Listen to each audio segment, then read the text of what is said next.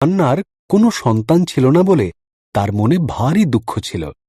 তাই সে প্রার্থনা করল, আর ঈশ্বর তার প্রার্থনা শুনে তাকে এক পুত্র সন্তান দিলেন, যার নাম শমূয়েল। হান্না ভারী খুশি হল আর ধন্যবাদ দিয়ে শমূয়েলকে ঈশ্বরের হাতে তুলে দিল তাঁর সেবা করার জন্য।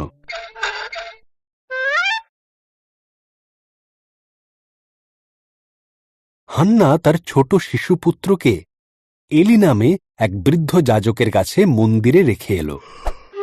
অন্ধ বৃদ্ধ এলিকে শমূয়েল পরিচর্যা করছিল। শমূয়েল মন্দিরেই ঘুমত, আর এলি কাছের একটি ঘরে ঘুমত।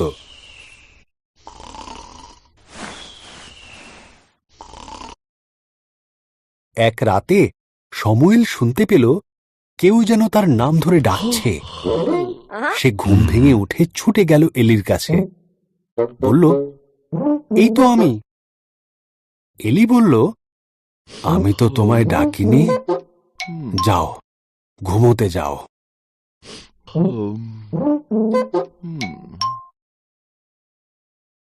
শমূয়েল তার বিছানায় ফিরে গেল, কিন্তু আবার সে শুনতে পেল কেউ যেন তার নাম ধরে ডাকছে।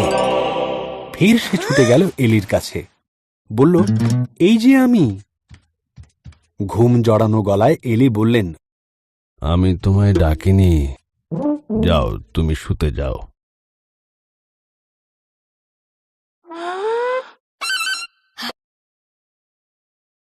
তৃতীয়বার শমূয়েল যখন সেই ডাক শুনতে পেল, এলি বলল, এ ডাক ঈশ্বরের।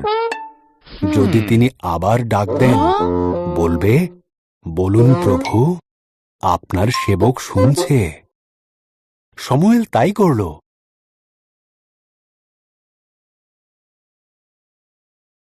ঈশ্বর শমূয়েলকে বললেন, তুমি কি আমার নবী হয়ে আমার বাণী আমার প্রজাদের ঠিকমতো শোনাতে পারবে? শমূয়েল বলল, আমি পারব। এবং এ কাজ সে তার বৃদ্ধ বয়স পর্যন্ত করেছিল। Love you dear. ভিডিওটি প্লে করার জন্য অসংখ্য ধন্যবাদ। সম্পূর্ণ ভিডিও দেখে আরও নতুন নতুন ভিডিও পেতে দয়া করে চ্যানেলটিকে সাবস্ক্রাইব করে রাখুন। সেই সাথে লাইক, কমেন্ট এবং শেয়ার করতে ভুলবেন না কিন্তু।